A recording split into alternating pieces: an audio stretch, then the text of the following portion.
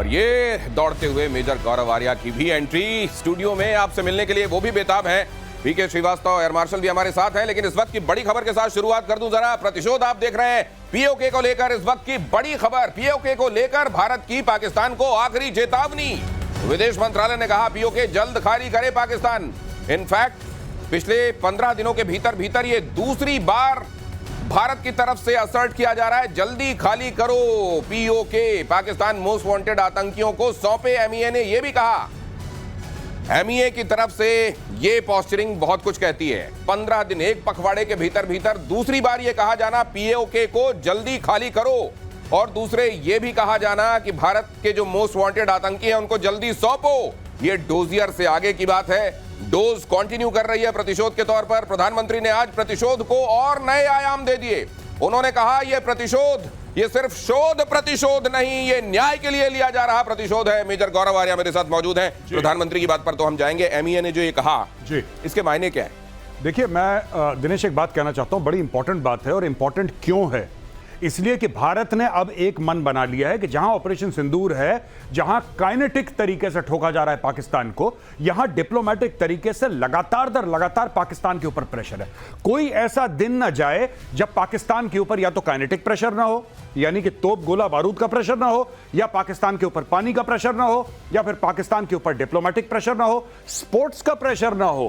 पूरा का पूरा एक इकोसिस्टम भारत ने बना दिया, और रोज पाकिस्तान, दिन के हर पहर पाकिस्तान ये प्रेशर फील करेगा। ये जो कहने वाली बात है ना कि आप हाफिज सईद को सौंपिए, सीधी बात है, आपने रख रखा है यूनाइटेड नेशन डेजिग्नेटेड टेररिस्ट है हाफिज सईद। वो क्या कर रहा है पाकिस्तान के अंदर? क्यों उसको वीआईपी प्रोटोकॉल मिल रहा है? क्यों उसको आप अपने बाबा कौम मोहम्मद अली जिन्ना वाली रिस्पेक्ट दे रहे हैं? वहां पे वापस करो भारत को। दाऊद इब्राहिम क्या कर रहा है वहां पे? मौलाना मसूद अजहर क्या कर रहा है? वापस करो। एक और बात जो भारत अक्सर कह रहा है पाकिस्तान से, और ये 2-3 बार कह चुका है, अब देखिए इसमें भी प्रेशर है कि पीओके तुम्हारा नहीं है, खाली करो खाली करो। अब भारत धीरे धीरे धीरे चूड़ियां कस रहा है पाकिस्तान की। दिनेश नहीं, अब गौरव जी, ये तो यूएन रेजोल्यूशन में भी था कि पीओके को खाली करो जी। पहला स्टेप तो उसका वही था सर। गए थे आप सर बिल्कुल ठीक कह रहे हैं कि पहला स्टेप वो था जो यूनाइटेड नेशन सिक्योरिटी काउंसिल के बात करते हैं ये लोग, प्लेबिसिट के बारे में पाकिस्तानी कहते हैं कि वहां पे वोट होना चाहिए, कश्मीरी अपना फैसला करेगा। ओ भाई, उसका पहला स्टेप तो ये है कि तुम लोग खाली करो, तुम खाली करो। तो पाकिस्तान क्या है, हमारे गले में वो हार पहना देता है हर समय कि इंडिया ने रोक रखा है। पहला कदम तो पाकिस्तान को करना है दिनेश। पहला कदम पाकिस्तान को उठाना है, इसलिए जल्दी उठाए, क्योंकि कदम सलामत रहते रहते कदम उठा लो। आगे पैर चले ना चले, पीएम मोदी का पाकिस्तान का को लेकर स्पष्ट संदेश है। अब बात सिर्फ पीओके तक नहीं रहने वाली। पीएम मोदी ने कह दिया है पाकिस्तान के साथ न ट्रेड होगा न ही टॉक्स होंगे। पाकिस्तान के साथ न ट्रेड होगा न टॉक। अगर बात होगी तो सिर्फ पाकिस्तान के कब्जे वाले कश्मीर की, पीओके की। और अगर पाकिस्तान ने आतंकियों को एक्सपोर्ट करना जारी रखा तो उसको पाई पाई के लिए मोहताज होना होगा। और दुनिया बहुत अच्छे से जानती है, पाकिस्तान तो खैर अच्छे से जानता ही है कि प्रधानमंत्री नरेंद्र मोदी जो कहते हैं वो करते हैं, और जो नहीं कहते वो तो जरूर करते हैं। और अभी बहुत कुछ ऐसा है जो वो नहीं कह रहे हैं। पाई पाई के लिए मोहताज तो खैर करा देंगे, लेकिन यहाँ पीओके को लेकर ये असर्शन सर जी, ये एमईए की तरफ से लगातार ये हफ्ते 1.5 हफ्ते के अंदर कहा जाना, प्रधानमंत्री का इस बड़ी रैली में कहना, गृह मंत्री पहले ही कह चुके हैं संसद में इसके लिए जान दे देंगे। क्या is there anything very big very soon on the wall sir? नहीं, मुझे ऐसा लगता है कि हम ऐसा नहीं कि बिल्कुल इंडियन आर्मी वहां पे पीओके के अंदर घुस रही है और कब्जा, वो नहीं। हम लोग जो देख रहे हैं ये टोटली डिफरेंट कॉन्सेप्ट देख रहे हैं, और ये बड़ा सरप्राइजिंग है कि मोदी सरकार ऐसा कर रही है। सरप्राइजिंग ये है कि चारों तरफ, जैसे अभी मोदी जी को आपने देखा, माननीय प्रधानमंत्री ये कह रहे हैं कि पाई पाई के लिए मोहताज। इसका मतलब क्या है? ये उन्होंने मुहावरतन नहीं कह दिया। बात ये है कि जो आईएमएफ से पैसा लेता है पाकिस्तान, हम उसको ब्लॉक करेंगे। जो वर्ल्ड बैंक से पैसा लेता है हम उसको ब्लॉक करेंगे। जितनी पाकिस्तान की फाइनेंशियल स्कीम्स चलती हैं हम उनको ब्लॉक करेंगे। हम चाइना पर भी प्रेशर डालेंगे कि पाकिस्तान मोहताज हो जाए पाई पाई के लिए। जितने चैनल से अभी तक वहां आतंकवाद के इस पौधे को खाद पानी मिलता रहा है उस सबको ब्लॉक किया जाएगा। ये देखिए बहुत अच्छा ग्राफिक्स हमारी टीम ने बनाया है।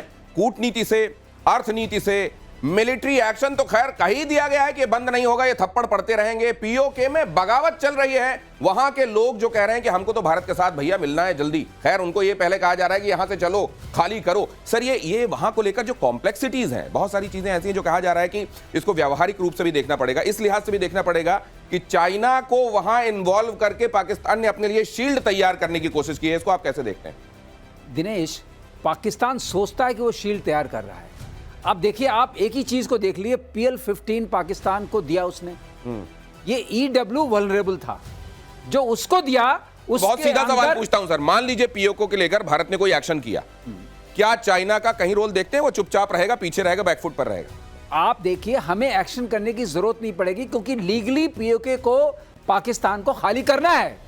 ये तो यूएन की बात हो रही है ना, तो अर्थनीति भी है। लेकिन ये जो आप जिसको न्याय नीति बोलते हैं, अगर न्याय संहिता के हिसाब से भी देखिए तो पहली जिम्मेदारी है पाकिस्तान की पीओके को खाली करना। तो हम तो वही चीज मांग रहे हैं जो लिखी हुई है। मेजर गौरव आर्या कुछ जोड़ना चाह रहे हैं बहुत जल्दी से सर। जी, मैं ये कहना चाह रहा हूं कि जो असदुद्दीन ओवैसी साहब ने बोला था ना कि अंदर घुस के बैठ जाओ, बिल्कुल ठीक वाली बात, जो बिल्कुल ठीक थी ओवैसी की। हम ये पहले भी कर चुके हैं एक बार, ये पाकिस्तानी पोस्ट पे जाके बैठ गए, पाकिस्तानियों को 4 थप्पड़ मारे, भगाए वहां से, कोई बड़ी बात नहीं है। मैं ये कह रहा हूं कि थोड़ा थोड़ा करके ले लो पीओके, अंदर घुस जाएगी सेना। और मैं इसलिए कह रहा हूं, ये कोई यहां पे मैं ऐसी बात नहीं कह रहा जो पहले नहीं हो चुकी है। आप किसी भी पुराने फौजी से पूछिए जो लाइन ऑफ कंट्रोल पे अपनी सर्विस दे चुके हैं, वो आपको यही बात बताएंगे कि पोस्टों पे बमबारी होती है और हम लोगों ने पोस्ट ले चुके हैं हम पहले पाकिस्तान से, कोई नई बात नहीं है, ये दोबारा ले लो। LOC के पार धीरे धीरे जाओ यार, और लेते जाओ अपने हिस्से का और बना लो एक दिन अपनी सरकार। ISI की बड़ी साजिश का खुलासा, पाकिस्तान हाई कमीशन में ISI का जाल, पाकिस्तान हाई कमीशन जासूसों का अड्डा। मुझे बहुत हैरानी नहीं हुई, पाकिस्तानी जहां रहते हैं वो अपनी शोहरत का झंडा ऐसे ही बुलंद करते हैं। ISI हाई कमीशन में जासूस प्लांट करने का काम चल रहा था, जासूसी का एक पूरा नेटवर्क तैयार करने की जिम्मेदारी दानिश की थी। दानिश ये नाम बड़ा प्रोमिनेंस के साथ सामने आ रहा है, और ये जो हो रहा था, ये लगातार वहां हाई कमीशन का काम क्या होता है, ये होता है क्या? लेकिन ये पाकिस्तानी हाई कमीशन यहां पर ये कर रहा था। बाकी जगहों पर जहां जहां पाकिस्तान के एम्बेसीज हैं, हाई कमीशन हैं, वो जरा समझ जाएं और जरा उस हिसाब से काम करें। दानिश के पासपोर्ट से एक बड़ा खुलासा हुआ है। एहसानुर रहमान उर्फ दानिश ISI का एजेंट था।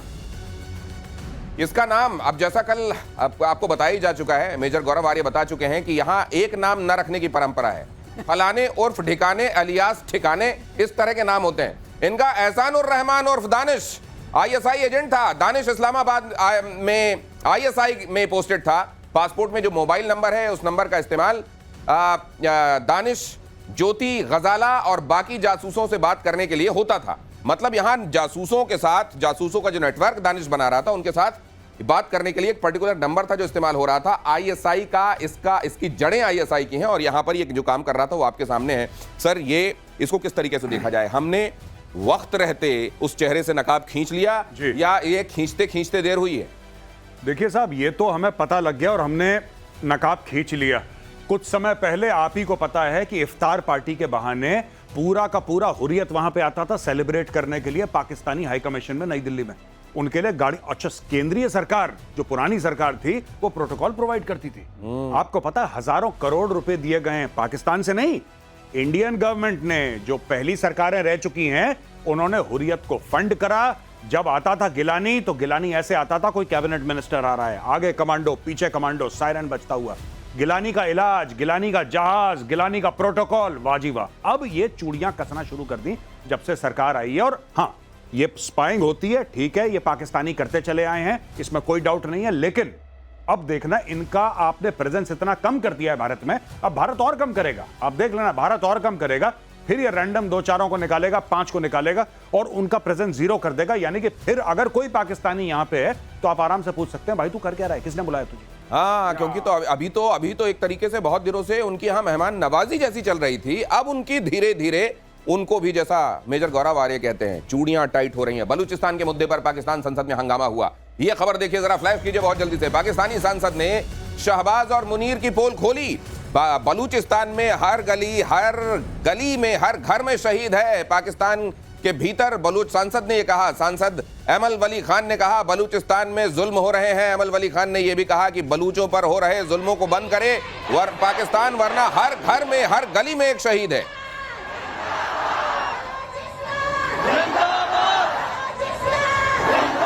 ये बात बड़ी बात है।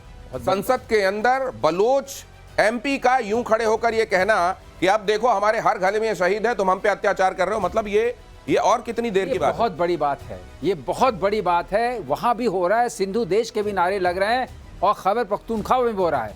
ये देखिए क्या हो रहा है, यही है।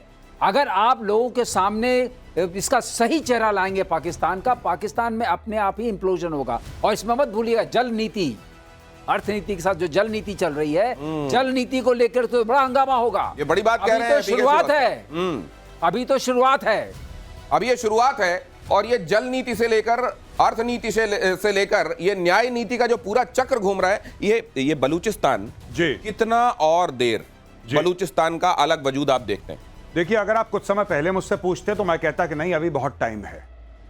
लेकिन आज की तारीख में मुझे ऐसा विश्वास है, क्योंकि जिस तरीके से पाकिस्तान की संसद से जो बलूच नेता हैं वहां पे एक जमाने में बोलते थे, लेकिन दबी जबान में, जितना ये खुलडुल के आजकल बोल रहे हैं, मैंने ऐसी लैंग्वेज कम सुनी है। इसका मतलब there is a sense of confidence, पहली बात। दूसरी चीज, ऑपरेशन सिंदूर से क्या हुआ है कि बलोचों के अंदर एक नई ऊर्जा आई, एक नई एनर्जी आई है बलोच के ऊपर कि हाँ, जैसे कि उन्होंने हमें डायरेक्टली बोला है कि आप हमें सपोर्ट करिए, पाकिस्तान को निकालते हैं यहां से।